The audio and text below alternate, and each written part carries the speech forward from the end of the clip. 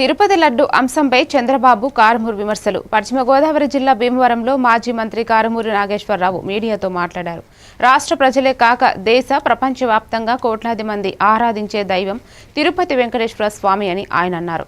భీమవరంలోని వైఎస్ఆర్సీపీ నియోజకవర్గ కన్వీనర్ చినమిల్లి వెంకటరాయుడు నివాసంలో నిర్వహించిన విలేకరుల సమావేశంలో మాట్లాడుతూ తిరుపతి లడ్డు ప్రసాదాన్ని భక్తులు ఎంతో పవిత్రంగా భావిస్తారని చెప్పారు. అలాంటి లడ్డు ప్రసాదంపై ముఖ్యమంత్రి చంద్రబాబు నాయుడు దుష్ప్రచారం చేయడం తగదన్నారు. జంతు గొడ్డు, పందికొవ్వు, చేప, నూనె కలిపారని ఇష్టానుసారంగా ప్రచారం చేయడం వల్ల భక్తుల మనోభావాలు దెబ్బతిన్నాయని విమర్శించారు.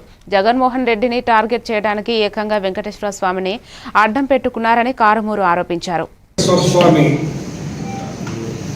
మరి ప్రజలందరికీ ఆరాధ్య దైవం వెంకటేశ్వర స్వామి.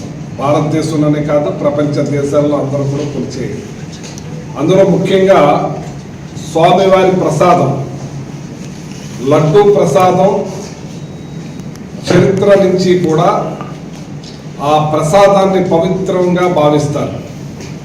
ఆ కొండ దర్శనం చేసుకొచ్చి ఆ ప్రసాదాన్ని తెచ్చుకుని మళ్ళీ సాటర్డే మళ్ళీ ఇక్కడ స్వామికి దండం పెట్టుకుని ప్రతి ఇంటి చుట్టుపక్కల అందరికీ కూడా ఆ ప్రసాదాన్ని పరమ పవిత్రంగా దాన్ని భావించి తీసుకుంటారు. ఈ కోట్లాది మంది భక్తుల మనోభావాలు దెబ్బతినే విధంగా ఆ పరమ పవిత్రంగా భావించే ఆ ప్రసాదాన్ని తీసుకునేది వాళ్ళు ఒక అడుగు వెనక్కేసే విధంగా ప్రజల్లో ఒక రకమైన ఇది కల్పించే విధంగా మీరు ప్రచారం చేశారు.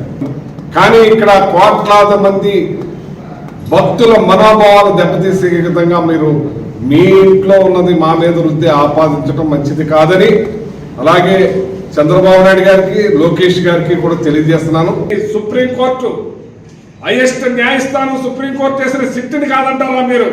స్వామి మరి ప్రజలందరికీ ఆరాధ్య దైవం వెంకటేశ్వర స్వామి. భారతదేశంలోనే కాదు, ప్రపంచ దేశాల్లో అందరూ కూడా కొలిచేది. అందులో ముఖ్యంగా స్వామివారి ప్రసాదం, లడ్డూ